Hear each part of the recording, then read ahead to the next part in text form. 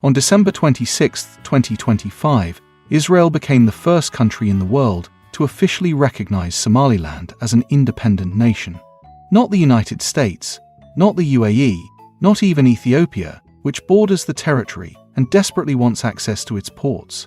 Israel. A move that triggered emergency UN Security Council meetings, mass protests in Mogadishu, condemnation from 21 countries, and threats from the Houthis in Yemen.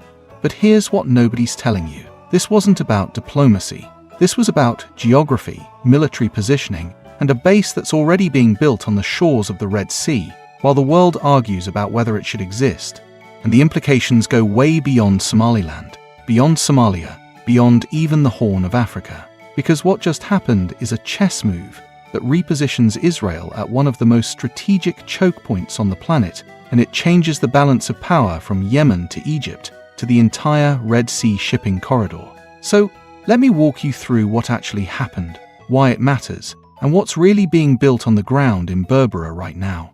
First, the recognition itself. On December 26th, Israeli Prime Minister Benjamin Netanyahu and Foreign Minister Gideon Saar signed a joint declaration with Somaliland President Abdurrahman Mohamed Abdullahi, making Israel the first UN member state to formally recognize Somaliland's sovereignty. Netanyahu described it as being in the spirit of the Abraham Accords, and Somaliland immediately announced it would join those accords. For context, Somaliland declared independence from Somalia in 1991 after the collapse of the Somali government and descent into civil war. It's been operating as a de facto independent state for 34 years, with its own currency, passports, government, military, and democratic elections. But not a single country has recognized it, until now. The region has a population of around 5 to 6 million people, covers about 212,000 square kilometers, which is roughly a third of Somalia's total landmass, and it's been relatively stable compared to the chaos in southern Somalia, where Al-Shabaab still operates. But Somalia has never accepted this independence and considers Somaliland an integral part of its territory. Every previous attempt at recognition has been blocked, partly because the African Union has a strong policy against recognizing breakaway regions to avoid setting precedents that could destabilize borders across the continent. So why did Israel do it? And why now? The official story is economic cooperation, shared democratic values, and regional stability. The real story is location. Look at a map. Somaliland sits directly on the Gulf of Aden, opposite Yemen, right next to the Bab el-Mandeb Strait. That strait is one of the most critical maritime choke points in the world, a narrow passage where the Red Sea meets the Arabian Sea.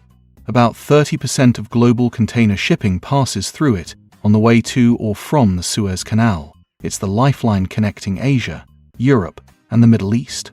And for the past 2 years, Yemen's Houthis have been attacking ships in that corridor, disrupting global trade and forcing major shipping companies to reroute around Africa at enormous cost. Israel has been hit directly. Houthis have launched drones and missiles at Israeli territory in support of Gaza, and they've targeted Israeli-linked vessels in the Red Sea.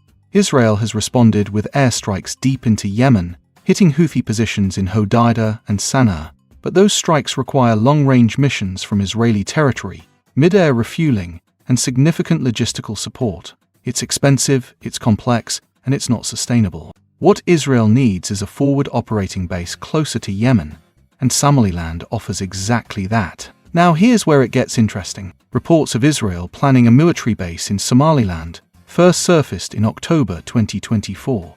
At the time, they were dismissed as rumors. Then in January 2026, just days after the recognition, a Somaliland Foreign Ministry official confirmed in an interview with Israel's Channel 12 that discussions about an Israeli military base were actively underway. Satellite imagery, analyzed in late December 2025 and early January 2026, shows significant military construction at Berbera Airport and Port. We're talking about expanded aircraft hangars, underground bunkers, a new naval berth carved into the Gulf of Aden separate from the commercial port, operated by DP World, and upgrades to the runway and apron. Open-source intelligence analysts identified at least a dozen underground bunkers and new facilities believed to include ammunition depots. The construction has been ongoing for months, and by late December, much of it appeared complete, or nearing completion. The old Soviet-era airstrip, which was once used as an emergency landing site for NASA's space shuttle, has been transformed into something much more substantial, and this didn't happen overnight. The UAE has been the key player here. Since 2016, the UAE has invested over $440 million in developing Berbera port through DP World, turning it into a major trade hub for the region and a logistics corridor for landlocked Ethiopia. But alongside that commercial port, the UAE has been operating a military base at Berbera since 2017, complete with a runway reportedly 4 kilometers long, capable of handling heavy cargo planes and fighter jets. That base has been used to support UAE operations in Yemen, where Abu Dhabi has backed various factions against the Houthis. Somaliland's parliament approved the UAE military presence, and it's been there ever since, despite objections from Somalia's federal government in Mogadishu. Multiple reports indicate that the UAE is now mediating between Israel and Houthis, Somaliland, regarding the Israeli military presence, and is partially funding the construction. This aligns with the UAE's broader strategy in the region, which includes countering Iranian influence, securing maritime trade routes, and maintaining a network of bases from Socotra to Berbera that collectively lock down the southern Red Sea. The United States is also involved. In November 2025, U.S. Africa Command's Commander General Dagvin Anderson visited Somaliland, citing goals of strengthening security and counterterrorism cooperation.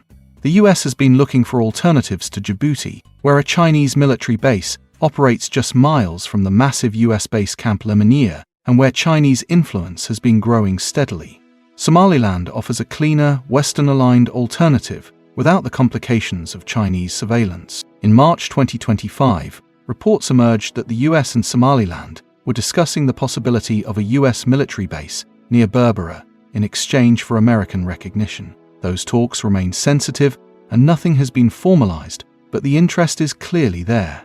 If Israel establishes a base, the US gains access to Israeli intelligence and surveillance capabilities in a region where American presence is constrained by diplomatic sensitivities. It's strategic convergence. Israel gets the base it needs to counter the Houthis. The UAE gets a stronger regional partner and deeper intelligence cooperation with Israel. The US gets a foothold that counters Chinese influence without directly antagonizing Somalia. And Somaliland gets what it's wanted for 34 years, international recognition. But this isn't without massive risks. Somalia condemned Israel's recognition as a deliberate attack on its sovereignty and an unlawful act. Thousands of protesters took to the streets in Mogadishu burning Israeli flags and calling for national unity against what they see as foreign interference. Somalia's government has mobilized diplomatic support from Egypt, Turkey, Djibouti, and the Arab League, all of whom issued statements rejecting the recognition and reaffirming Somalia's territorial integrity. 21 countries, including most of the Middle East and African nations, signed a joint statement warning of serious repercussions for peace and security in the Horn of Africa and the Red Sea. Notably, the UAE, Bahrain, and Morocco, all Abraham Accords signatories, did not sign that statement. The African Union rejected any recognition of Somaliland and warned that such moves risk undermining peace and stability across the continent. The UN Security Council held emergency talks in January 2026, with multiple members condemning Israel's move as provocative and destabilizing. The Houthis responded immediately. On December 28, 2025, Houthi leader Abdul Malik al-Houthi warned that any Israeli presence in the Horn of Africa would be met with firm resistance and explicitly declared that Berbera could become a military target. That's not an idle threat. The Houthis have demonstrated the capability to strike targets hundreds of kilometers away using drones and ballistic missiles. If they target Berbera, they're not just targeting Israel, they're targeting the UAE base, the commercial port that handles Ethiopian trade, and potentially civilian infrastructure. That could drag Ethiopia, the UAE, and the US deeper into a regional conflict that's already spilling across multiple borders. Egypt is particularly alarmed. Cairo sees an Israeli military base near the Bab el-Mandeb as a direct threat to its control over the Suez Canal and to Red Sea security more broadly. Egypt has strong ties with Somalia and recently signed a defense pact with Mogadishu, partly in response to Ethiopia's agreement with Somaliland over port access. If Israel and Ethiopia both establish a military presence in Somaliland, it encircles Egypt's southern flank and shifts the regional power balance in ways that Cairo cannot ignore. Turkey is also furious. Turkey has invested over $1 billion in Somalia since 2011 and operates its largest overseas military base in Mogadishu. Ankara sees Somalia as a strategic partner and views Israel's recognition as undermining Turkish influence. Turkish President Erdogan condemned the move as another example of Netanyahu's unlawful actions aimed at creating instability. The tensions are rising fast, and the situation could spiral if any side miscalculates. There's also the issue that almost nobody wants to talk about openly. Reports emerged in early 2025 that Israel and the US had approached Somaliland, along with Somalia and Sudan, about accepting refugees from Gaza as part of plans to depopulate the territory. Both Somaliland and Somalia denied receiving such proposals, but multiple analysts warned that if Somaliland agreed to such a plan, it would trigger massive domestic unrest, give al-Shabaab a propaganda windfall, and turn the entire Horn of Africa into a flashpoint. The fact that this was even floated as a possibility shows how transactional this entire arrangement is. Recognition isn't about friendship or shared values. It's about positioning, leverage, and strategic depth. So what happens next? Israel's Foreign Minister Gideon Saar made an official visit to Hargeisa in January 2026, the first senior Israeli official to do so. During the visit, he announced plans for embassies in both countries and ambassadors to be appointed. Israel described Somaliland as a strategic partner and highlighted cooperation on security, trade, and regional stability. Somaliland's president called it a historic moment and framed it as a step toward joining the global community. But underneath the diplomatic language, what's being built is a network of bases, surveillance systems, and intelligence sharing arrangements that fundamentally alter the strategic landscape of the Red Sea. If Israel secures a permanent base at Berbera, it gains the ability to monitor Houthi activity in real time, intercept weapons shipments from Iran, and conduct airstrikes with far shorter flight times and lower operational costs. The distance from Berbera to major Houthi-controlled areas in Yemen is around 500 to 550 kilometers. That's close enough for drones to loiter for hours, for fighter jets to strike and return without refueling, and for naval vessels to patrol the Bab el-Mandeb without being based thousands of kilometers away. For Somaliland, this is a calculated gamble. Recognition from Israel opens the door to potential recognition from other countries, access to international banking, trade agreements, and foreign investment. But it also paints a target on Berbera and ties Somaliland's future to conflicts it has no direct stake in. If the Houthis strike Berbera, if tensions with Somalia escalate into violence, if Egypt or Turkey decide to retaliate through proxies or economic pressure, Somaliland could find itself isolated and vulnerable despite the recognition it fought so hard to achieve. The bet is that aligning with Israel, the UAE, and potentially the US provides security guarantees that outweigh the risks. But guarantees are only as good as the willingness to enforce them, and history is full of small states that discovered too late that their powerful allies had other priorities. What's clear is that the Red Sea is becoming one of the most militarized and contested regions on the planet. The UAE has bases at Berbera and reportedly on Socotra Island in Yemen.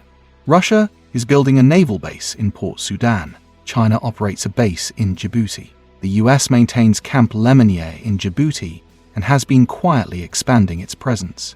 France and Japan also have bases in Djibouti. Iran backs the Houthis in Yemen and is reportedly seeking a port on Sudan's Red Sea coast. Ethiopia is desperate for maritime access and has been negotiating with Somaliland for years.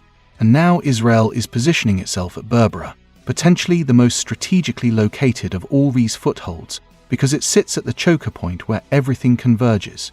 This isn't just about Yemen or the Houthis. This is about who controls the sea lanes that connect 3 continents, who monitors the shipping that carries global trade, and who has the power to shut it down if they choose. The recognition of Somaliland by Israel is a gamble by both sides. For Israel, it's a military necessity driven by the need to counter the Houthis without burning resources on long-range strikes. For Somaliland, it's a diplomatic breakthrough that could finally bring the legitimacy it sought for 3 decades, or it could turn the territory into a battlefield in someone else's war.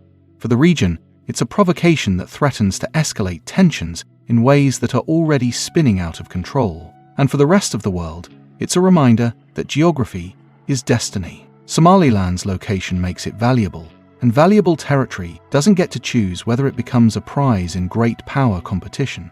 It just becomes one. Whether that leads to stability or conflict depends on decisions that are being made right now in Tel Aviv, Hargeisa, Mogadishu, Abu Dhabi, Washington, Cairo, and Ankara. And judging by the speed of construction at Berbera and the intensity of the backlash, those decisions are already well underway.